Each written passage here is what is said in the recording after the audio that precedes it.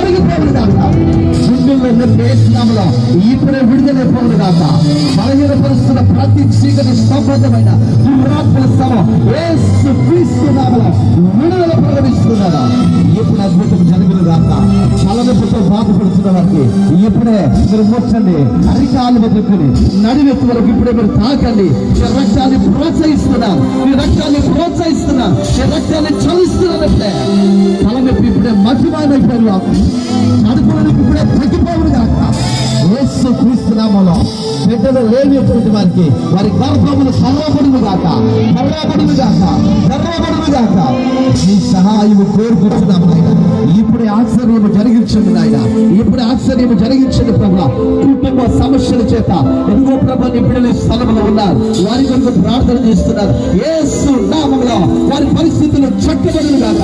యేసు నామములో వారి రుణబాధలు కొట్టివేయబడును.